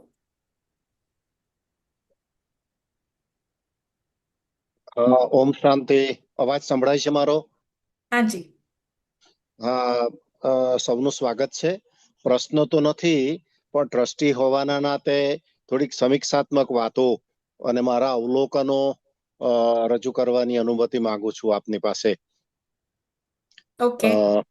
ડોક્ટર અશ્વિનભાઈ અને હર્ષાબેન એ દિવ્ય દંપતી છે, દેવદૂત જેવા છે અમારા વિભાગ માટે. માનવતા, મરજીવા વૃત્તિ અને મહસી વૃત્તિ, આ ત્રણેયનો સરવાળો એટલે અમારા અશ્વિનભાઈ. હું અમલસાડ મારું વતન, હું નિવૃત્ત આચાર્ય બીએડ કોલેજ. અમારા અમલસાડમાં જ પહેલા અશ્વિનભાઈ અને હર્ષાબેન ની હોસ્પિટલ હતી, દવાખાનું હતું, ત્યારથી અમે એને જોતા આવ્યા છે. સાચા અર્થમાં દરિદ્ર નારાયણની સેવા માટે જે સર્જાયેલા હોય એવી સમજણ સાથે એમને કામ કરતા જોયા છે. ખારેલ ગયા પછી એકદમ વંચિતતા અને પડકારો આવી પરિસ્થિતિમાં એમણે મરજીવા વૃત્તિથી, એટલે મોતને મુઠ્ઠીમાં લઈને કામ કરાય ને એવી રીતે એમણે કામ આરંભ્યું. મેં જે કંઈક જોયું છે તે હોસ્પિટલ એ સ્ટાફ નથી પણ એક પરિવાર છે મેડમ. એ એક પરિવાર જેવો, એક જ પ્લેટફોર્મ પર સિનિયર ડોક્ટર પણ સાથીઓ પૂરતા હોય, એની સાથે વોર્ડ બોય પણ સાથિયા પૂરતા હોય. મિહિરભાઈ પરોઢ નિવાસમાં વસતા બાળકો ને ક્યાંક કોઈક વંચિતતા અભળી ન જાય એની કાળજી રાખતા જોયા છે. શર્મિષ્ઠાબેન નાના છોકરાઓને પણ ભાઈ બહેન આવા નામ સાથે સંબોધીને, એટલે આપણે કહીએ ને મૂલ્ય સંવર્ધિત પરંપરાઓને વિકસાવી છે. આ બધું મેં જોયું છે. મારા કાંચનબેન જે છે તો એમને જોઈએ એટલે જ દર્દીને ઘણી બધી પીડા ઓછી થઈ જાય એવી સાઉન્ડ બોડી લેંગ્વેજ સાથે કામ કરતા જોયા છે. મને આ તો લો ઓફ એટ્રેક્શન જેને કહીએ ને સ્પિરિચ્યુઆલિટીમાં, લો ઓફ એટ્રેક્શન એટલે સમાન હેતુવાળી વ્યક્તિઓ ભગવાનના આયોજનના ભાગરૂપે કુદરતના કાવતરા તરીકે ખારેલ ખાતે ભેગી થઈ. પડકારો તો છે જ બેન, અહીંયા પણ બહુ પડકારો છે. સાહેબે સ્ટાફની આવન જાવનની વાત કરી. જે દર્દીઓ આવે છે એ દર્દીઓના મૂળ સંસ્કારો માં પણ ક્યાંક ઉતાર ચઢાવ જોવા મળતો હોય છે. સમાજનો આક્રોશ, સમાજની સંવેદનશીલતા, આ બધું પણ ચરમસીમા ઉપર છે અત્યારે આમ જોઈએ તો. છતાં પણ નિર્ભીક રીતે બિલકુલ હકારાત્મક અભિગમ રાખીને સરકારની પોલિસીઓ પણ બધું પીળું દેખાય એટલું સોનું નથી મેડમ, હે ને? એમાં પણ બહુ જ આંટીઘૂંટીઓ અને બહુ જ આગુપાછું ચાલતું જોવા મળે છે. એટલે આ પ્રદૂષિત ભ્રષ્ટ દુનિયામાં આ ઓએસિસ જેવું છે. ખારેલ હોસ્પિટલનું કામ ઓએસિસ, રણદ્વીપ જેવું કામ છે. ભગવાનની સરસ મદદ મળે છે. આ અશ્વિનભાઈ અને હર્ષાબેન ની દુઆઓ અને એમની હકારાત્મક વૃત્તિની ચરમસીમાને લીધે આ સંકુલ દિવસે વિકસતું રહ્યું છે. એનો બેહદનો રાજીપો છે. હું તો છેલ્લો Thank you. જોડાયેલો ટ્રસ્ટી છું, છેલ્લો જોડાયેલો ટ્રસ્ટી. છતાં એવું લાગે આંખે ઉડીને વળગે એવું કે ના, માનવતા કેવી હોય તો ખારેલમાં જે કાર્યકલાપ થાય એવી હોય. ફરીથી Yes. આપે પણ આ એક સરસ મજાની એક ખૂણામાં ધબકતી સંસ્થાને સમાજમાં વહેતી કરવાનું ભગીરથ કામ કર્યું છે. એ માટે તમને પણ અભિનંદન. Thank you. મને તક મળી. આભાર. ઓમ શાંતિ. Thank you. સેજલ, પારુલ અને કીર્તિભાઈ, આપના પ્રશ્નો છે. સેજલ.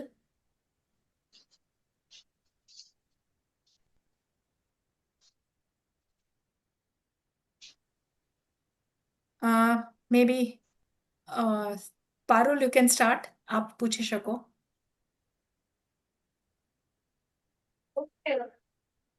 અ, અ, કામ ખારેલનું બહુ જ નજીકથી પણ જોયું છે.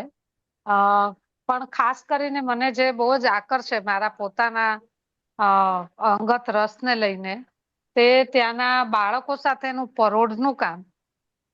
બીજું ત્યાં જે એડોલેસન્ટ છોકરીઓ સાથે જે કામ થાય છે, અને ત્યાંના યુથ સાથેનું એ કામ વિશે જો આપણે થોડું સમજીએ કે એ શા માટે તમને એવું લાગ્યું. આમ તો આમ આરોગ્યથી શરૂ થયું, પણ પછી એમાં આ પરોઢનું કામ અથવા એડોલેસન્ટ ગર્લ્સનું, એ બધા ને તમે કઈ રીતે સાંકળો છો અને એનું શું મહત્વ છે સંસ્થામાં, અને એને આપણે લાંબા ગાળા માટે શું જોઈ રહ્યા છીએ અત્યારે જે બદલાતા પ્રવાહો છે એમાં. એના વિશે જો કોઈ થોડીક વાત કરે તો બધા માટે બહુ જ ઉપયોગી થશે. ઓકે સેજલ, આપ પ્રશ્ન. હા, તો મારો પ્રશ્ન એકચ્યુઅલી આ 3 દાયકામાં એવા કેટલા બધા દેશ છે જેમણે આ કુપોષણનો પ્રશ્ન બહુ જ મોટે પાયે સોલ્વ કર્યું છે. એટલે હર્ષાબેન અને Ashwinbhai, what do we need to push for in the state કે આ પ્રશ્ન જ્યાંનો ત્યાં છે. 1-2% ઘટે વધે છે, જ્યારે આર્થિક ઉન્નતિ ખૂબ થઈ ગઈ છે. એટલે આઈ એમ લુકિંગ કે આપના અનુભવ પરથી વોટ વર્ક્સ ટુ એડ્રેસ મેલ્ન્યુટ્રિશન આદિવાસી વિસ્તાર. કીર્તિભાઈ. એમને ખાસ તો બીજી બધી વસ્તુની સાથે ટ્રેનિંગ પણ જોડી છે. આઈ થિંક હું ત્યાં ગયો છું ત્યારે એમને I think Kirtibhai Shah, sorry, I am sorry Kirtibhai, જી અંજલિ નહીં, ના મને ના ના હેન્ડ રેઝડ બરાબર. કીર્તિભાઈ શાહનો દેખાયો હતો, તો હા હા ના આઈ એમ સોરી. હા, કીર્તિભાઈ ના શાહ. Thank you. ના બહુ જ સુંદર કામ થાય છે અને આટલા બધા વર્ષોથી થયું છે અને ઘણી રીતે ફેલાયું છે. બહુ ઊંડાણ છે, બહુ મૂલ્યો છે. મારે એક જ પ્રશ્ન પૂછવો છે કે અશ્વિનભાઈને, બહેનને અને બધાને, કે તમને અત્યારે જે કામ ચાલે છે એમાં 3 સૌથી વધારે મોટી મુશ્કેલીઓ, જેને ચેલેન્જીસ કહેવાય, એ તમને પૂછ્યું હોય તો કઈ ચેલેન્જીસ તમે મૂકો? Which are the most difficult challenges to expand and continue and run this program?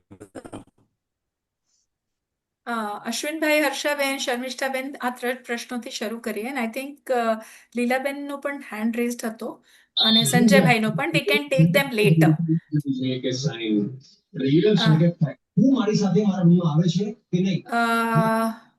કોઈનું Yeah. unmute, હા. હા, પહેલો પ્રશ્ન તો પરોઢ કાર્યક્રમ. પરોઢનો ને પહેલો હા, આપણો હતો. જી જી. ને પારુલને એ તો ખબર છે કે અમે આરોગ્યના માણસો છે, પણ અમને લાગ્યું કે આરોગ્ય સાથે શિક્ષણ અને આજે કિશોરીઓ કે અમારી મધર ને ચાઇલ્ડનું જે મારું મુખ્ય એ કરવું હોય, એટલું આરોગ્ય સેવા સારી કરવી હોય તો આ બધું આપણે સાથે લેવું પડે.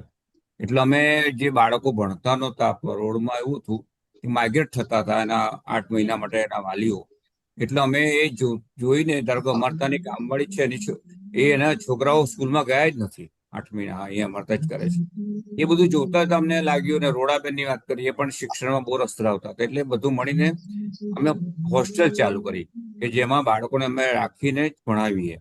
એટલે જે પરોળનું જે અમારું છે કે વેલ્યુ એજ્યુકેશન જો થાય, કેળવણી કહેવાય, એ બધું થાય એના માટે આ હોસ્ટેલ ચાલુ કરી કે એના બાળકો એ ભણે, બાકી એ બાળકો ભણશે નહીં. એટલે એમાં શર્મિષ્ઠાને વધારે ખબર પરોળનું કરે છે કામ, એટલે જરા શર્મિષ્ઠા કહેશે તો પરોળ વિશે.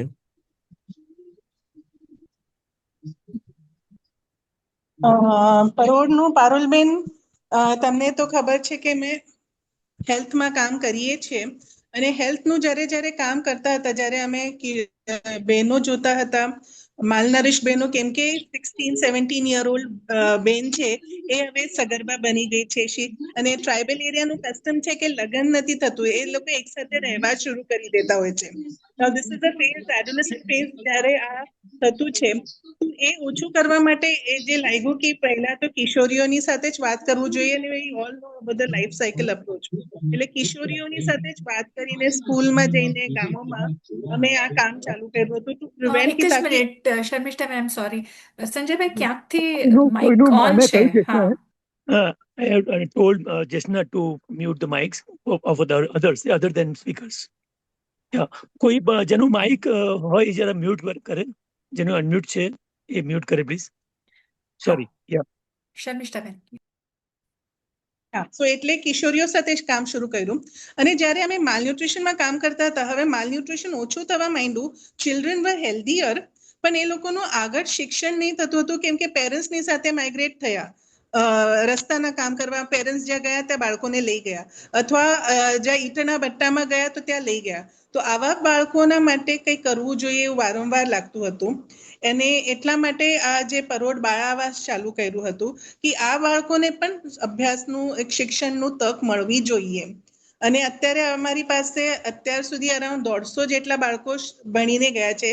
એમાં few of them have become nurses, 3-4 દીકરીઓ અમારી નર્સિંગ કર્યું છે, એક દીકરાએ માસ્ટર્સ ઇન ફિઝિકલ એજ્યુકેશન કર્યું છે, હવે પીટી ટીચર છે, 20-25 દીકરાઓએ આઈટીઆઈ કર્યું છે. સો ધીસ ચિલ્ડ્રન જે કોઈ દિવસ સ્કૂલે પણ નહીં જતા હતા, હવે એમને તક મળી છે કંઈ કરવાનું, અને એમનું લાઈફ અથવા ઇમ્પ્રુવ થઈ ગયું છે. એન્ડ વી થિંક કે આ કરવાથી શું થશે કે એમની જે નેક્સ્ટ પેઢી છે તેમાં હજુ સુધારો થઈ જશે, અને પ્લસ એ લોકોને મૂલ્યો, બીકોઝ જે બાળકો અમારા ત્યાંથી જાય છે બહાર, તે બાળકોમાં વ્યસન ઓછું છે, ગુટકા વગેરે આ બધું વ્યસન વગેરે પણ ઓછું થતું છે.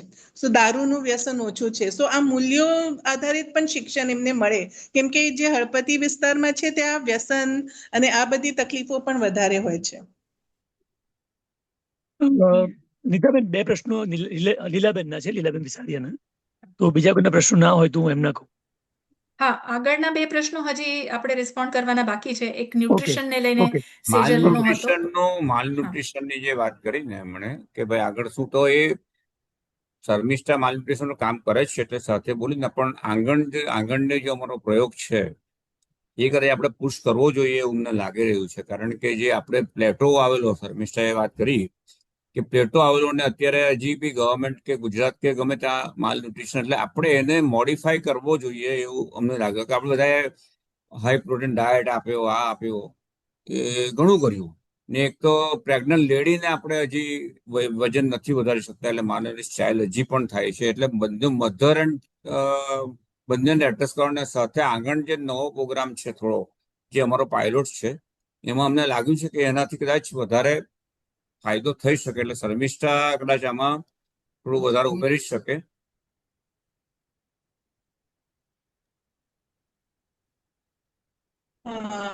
નમસ્તે Sejalben. Malnutrition is really a very big problem, અને as તમે કીધું કે ઇકોનોમિક ડેવલપમેન્ટ થયું છે છતાં આપણે હજુ તેટલું માલન્યુટ્રિશન ઓછું નહીં કરી શક્યા છે. As we all know, malnutrition, the problem is multifactorial. मैंने ફક્ત ન્યુટ્રિશન નથી, પણ એની સાથે સાથે આ ઇકોનોમિક ડેવલપમેન્ટ, એની સાથે સાથે એજ ઓફ પેરેન્ટ્સ, મતલબ ટીનેજ પ્રેગ્નન્સીઝ અને ટીનેજ મેરેજીસ આ પણ અસર કરતા હોય છે, એજ્યુકેશન અસર કરતું હોય છે. અને અત્યારે જે મોટું સૌથી વધારે પ્રોબ્લેમ થઈ ગયું છે Sejalben, is the availability of fast food અને સ્નેક્સ. તો જે પ્રોબ્લેમ્સ હતા એમાં હવે આ હજુ એક ઉમેરેલી દીધું છે. So we have to work on all these things. Schools કોલેજીસમાં પણ કામ કરવું પડશે. રિસ્પોન્સિવ પેરેન્ટિંગ પર બહુ કામ કરવું પડશે એવું લાગતું છે. Not just on economic this પણ parenting as such, how to rear children, nurture children, એના પર બહુ કામ કરવું પડશે એવું લાગતું છે.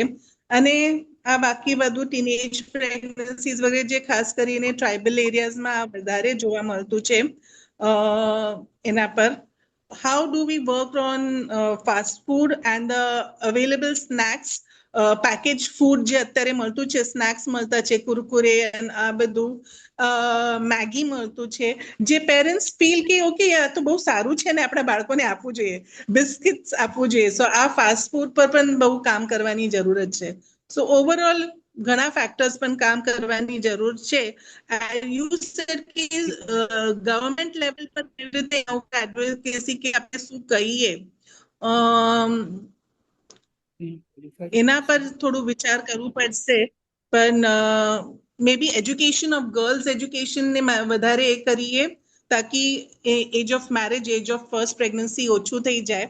એના પર કામ કરવાની જરૂર છે.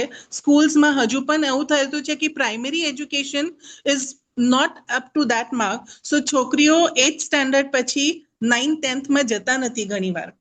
અત્યારે આ વર્ષે ચાલુ થઈ ગયું છે કે એવરી સ્કૂલ, પ્રાઇમરી સ્કૂલને કમ્પલસરી કર્યું છે કે you have to see that your student goes to the next higher grade. પણ હાયર ગ્રેડમાં જઈને કરશે શું જ્યારે એ લોકોને પ્રાઇમરીનું આવડતું નથી? સો ડ્રોપ આઉટ રેટ વધી જતું છે. એ એક પ્રોબ્લેમ છે. સો ઘણા ફેક્ટર્સ પર મને લાગે છે કે કામ કરવાની જરૂર.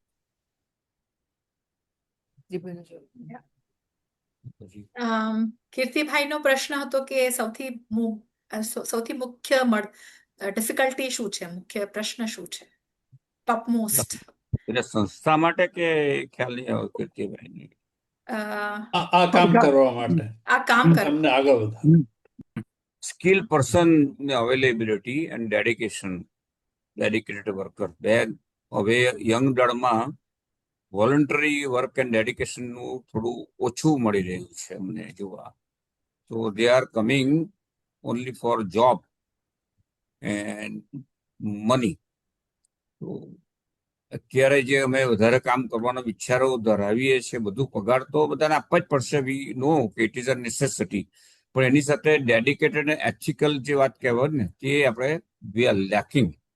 ને એને લીધે સારા ઇવન ટ્રસ્ટ બોર્ડમાં બી ટ્રસ્ટી લેવા ને એ પણ મુશ્કેલ થઈ રહ્યું છે અત્યારના જે એજ્યુકેશન સિસ્ટમ છે કે બજાર છે, આખું કન્ઝ્યુમર છે. આઈટીનો પગાર એટલો બધો હોય છે ને એમાં કામ કરવું, ઘરથી કરી શકો, આ બધા જે ફેક્ટર્સ છે તે અમને નડી રહ્યા છે. કોઈ પણ સંસ્થા નડી રહ્યા હશે. યસ. હજી એક પ્રશ્ન જે ચેટમાં છે, આઈ થિંક લીલાબેન આપ પોતે પૂછવા માંગો છો કે હું પૂછું? લીલાબેનના 2 પ્રશ્નો છે. હા, સંજયભાઈ, why don't you say? Lilaben કહેતા તો સારું, જો એ કહી શકે તો. Lilaben, can you ask? Lilaben, મારે 2 પ્રશ્નો છે. એક તો આટલા બધા વર્ષોનું આપનું કામ, એને કોઈક રીતે ડોક્યુમેન્ટેશન કરી અને વધારે લોકો સાથે શેર કરી શકો, એમાં જે તમારી સામે, આપની સામે પડકારો આવ્યા છે, આપના અનુભવો છે, શું શીખ મળી છે, ક્યાં નિષ્ફળ પણ ગયા હઈશું, એનું જો વિસ્તારપૂર્વક વર્ણન કરી અને લોકો સાથે શેર કરો તો ઘણાને એમાંથી જાણવા મળશે એવું મને લાગે છે. એક મારો એ પ્રશ્ન છે. અને બીજો પ્રશ્ન છે કે સરકારની દખલગીરી બધા જ કામોમાં હોય જ છે, અને એવા કોઈ ઇશ્યુઝ આપની સમક્ષ આવ્યા છે, કામ કરવામાં કંઈક અવરોધો નખાયા છે? હવે વધારે સારા શબ્દોમાં તો નથી કહી શકતી, પણ એ થતું જ હોય છે. જે પણ કંઈ હાથમાં કામ લેતા હોઈએ છીએ ત્યારે આ રૂલ આવો છે, આ રૂલ પ્રમાણે કામ નથી થતું કે આ આમ થયું, એવી કંઈક ને કંઈક વાંધાઓ આવતા જ હોય છે. તો એવા આપના કોઈ અનુભવો છે? Thank you.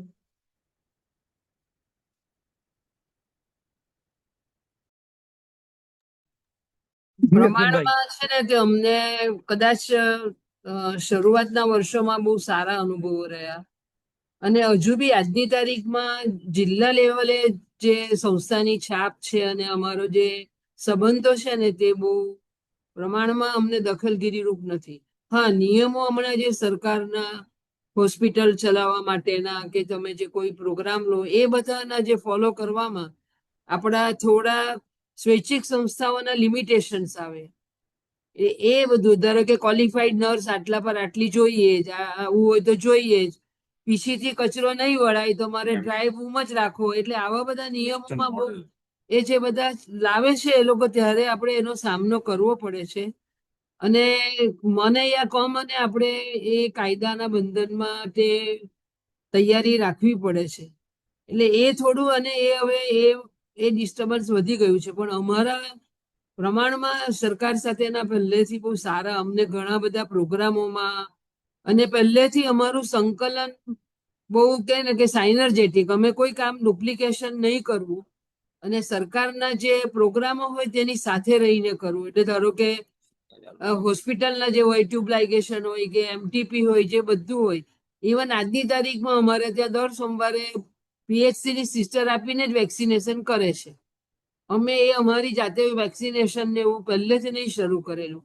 એટલે અમારું થોડુંક અહીંયા રેપોર ને પ્રમાણમાં અમારી છાપ ગણો કે મિત્રતા ગણો, પણ એ અમને થોડી તકલીફો ઓછી આપી, એવું હું પોઝિટિવ કદાચ કહી શકું, મને એવું લાગે છે. ને મારો અનુભવ એવો છે કે સરકાર પાસે બહુ પૈસાની, એટલે એ પ્રોગ્રામ નહીં લેવા બને ત્યાં સુધી, જેમાં પૈસા આપણે જરૂર ગ્રાન્ટ કે નહીં, કે એ બને ત્યાં સુધી એવોઇડ કરવો. આપણે એની યોજનાઓ એ બધી ચાલુ રાખવી, પણ બને ત્યાં સુધી આપણું ડોનેશન કે જે લાવવું તે બીજેથી લાવો. ગવર્મેન્ટ પાસે તમે ગ્રાન્ટ લો એટલે તમે બંધાઈ જાઓ. એમાં બધા વાંધા વચકા, ડેટા સ્વીકારવાના, એ બધા વાંધા વચકા જ મળે છે. ને એ તો અમને પણ આગળ મળ્યું છે કે આંગણવાડીમાં અમને એમઓયુ હતું, પણ છતાં એ લોકોએ આંગણવાડીના ડેટા નહીં સ્વીકારેલા આગળ. એટલે પણ હમણાં છેલ્લા 10 વર્ષથી તો આ રિલેશન, બહુ પહેલા જે 20 વર્ષ તો સારા હતા, પણ 10 વર્ષથી થોડા વધારે પડતા. હવે પહેલા આપણને એ લોકો પાર્ટનર ગણતા હતા, હવે એ લોકો કોન્ટ્રાક્ટર ગણે છે આપણને, એવું લાગી રહ્યું છે આપણને. એટલે હવે થોડુંક આપણે સાચવીને કામ કરવું જોઈએ ને લિમિટેશન રિલેશન રાખીને કામ કરવું જોઈએ, એવું લાગી રહ્યું છે. તમે જે બીજો જે ક્વેશ્ચન કહો, ડોક્યુમેન્ટેશન કરવું જોઈએ, વાત સાચી છે. પણ અમે અમારો બધાનો અગ્રો સર્વિસ પ્રોવાઈડરમાં જ વધારે છે, ને એવા એક્સપર્ટ પણ અમને એટલા નથી મળ્યા કે જે ડોક્યુમેન્ટેશન અમને કેવી રીતે કરવું, કરી લેવું, એ બધું સમજાવી શકે અને કરી આપે. એવા હજી અહીં કોઈ મળતું પણ નથી. બાકી આવે તો અમને વી વિલ લાઈક કે અમારું ડોક્યુમેન્ટેશન થાય તો ઘણું સારું, ને ઘણાને કદાચ જાણ પણ થાય, એ પણ સારું છે. એટલે તમારી વાત બહુ મુદ્દે, અને વી એગ્રી કે ડોક્યુમેન્ટેશન થવું જોઈએ. અમે નથી કરી શક્યા, એ પણ અમારી કમનસીબ કે અનફોર્ચ્યુનેટ છે.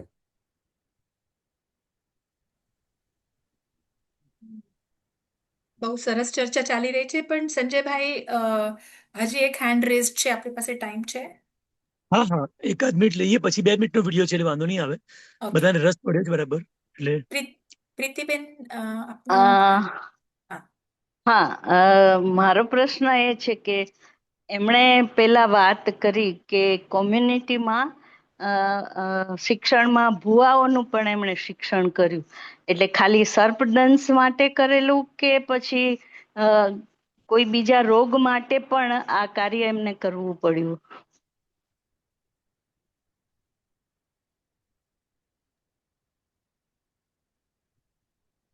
આજે છે અમે ભુવાઓનું અને એમની સાથે પણ સંપર્ક રાખીએ. ફક્ત સર્પદંશ માટે નથી, સર્પદંશ તો છે જ, પણ સાથે સાથે બાળકોના માલન્યુટ્રિશન, બીમાર પડે તો પહેલા એમની પાસે જતા હતા. સો તેના માટે વાત, એમની સાથે સંપર્ક રાખીએ. સ્ત્રી રોગ હોય છે, ઘણા સ્ત્રી રોગના પેશન્ટ્સ તેમની પાસે પહેલા જાય, તો એમની સાથે વર્કશોપ્સ કર્યું છે કે આ પરિસ્થિતિ છે, આ ચિંતાજનક છે, આવા કોઈ પેશન્ટ્સ આવે તો તમે જરૂર પહેલા હોસ્પિટલમાં મોકલો, એ બધું એમને સમજાવવામાં આવે છે. ઘણીવાર પેશન્ટ્સ બાળકોના માલનરિશ્ડ બીમાર બાળકોના વાલીઓ માનતા નહીં હોતા, તો અમે એમની પાસે જઈએ કે તમારી પાસે આવતા છે, તમે પ્લીઝ સમજાવો કે આ બાળક બહુ માંદું છે, એને ટીબી છે કે એને હૃદયની બીમારી છે, એને પ્લીઝ તમે દવાખાના એ કરો છો. આવી રીતે એમની સાથે અમારે કોન્ટેક્ટ રહેતું હોય છે, સમજાવતા હોય છે અને વર્કશોપ્સ કરતા. એટલો સુખદ હા, અનુભવ એટલે નથી હોતો. એમાં કેટલા ટકા આપણને મળે છે? નહીં, એમસી પોતાનો તો ફાયદો એ લોકો જોશે જ, એ તો છે જ, પણ સપોર્ટ કરતા હોય છે. અને આટલા વર્ષોનો અમારો એ સંબંધ, એઝ એ સેડ, ગામડા બહેનો પણ ગામના જ હોય છે, તો એમની સાથે રાપો સારું હોય છે, તો થોડું થોડું સપોર્ટ કરે, સમજાવે પણ પેશન્ટ્સને. પોતાનું જોઈએ ને એ કરે તો અમે પણ એમને કહીએ કે તમારું પણ કરો, પણ અહીંયા પણ મોકલી આપો, એવું કરતા હોય છે. સો બધા થેન્ક યુ. હા, તકલીફ પડે છે, આવું નથી, પણ ધીરે ધીરે થોડા તૈયાર થઈ જશે, સ્પેશિયલી એકાદ સારું. અને આઈ થિંક અશ્વિનભાઈ, તમારો અનુભવ બહુ સારો હતો, તમે તેની વાત કરી શકો. કયો? યસ. સ્નેક બાઇટ વાળો. હા, સ્નેક બાઇટમાં તો બુવા પોતે પણ આવે, પોતાને સ્નેક બાઇટ થાય ને તો અહીંયા આવી જાય પાછા. ઓકે. એટલે એને એ લોકોની સ્ટાઇલ બહુ જુદી છે, તો બહુ લાંબી વાત છે, આપણે શોર્ટમાં છે, પણ આ બધા અનુભવ થયા છે કે સ્નેક બાઇટ હોય ને તો એ પોતે આવે ને જાણે પોતે નોન પોઈઝનસ હોય ને પોતાની કડ્યો છે એમ કરીને આવે ને આપણે એને પછી આ બધા ઘણા અનુભવ સ્નેક બાઇટમાં એ લોકો જે ભૂત પોતાને આઈડેન્ટિટી કરવા માટે આવો એને કરવું પડે ને, એનો બી એક બિઝનેસ છે આ તો. પણ એના શર્મિષ્ઠા કેવું એટલો સુખદ અનુભવ નથી, એમ કભી ગમ કભી છે ને એવું. આ બધી વસ્તુ તરત થઈ જાય એવું નથી, આ તો વી ટ્રાય ટુ ડુ. અમને એના બીટા અનુભવ બી થયા છે, એવું નથી.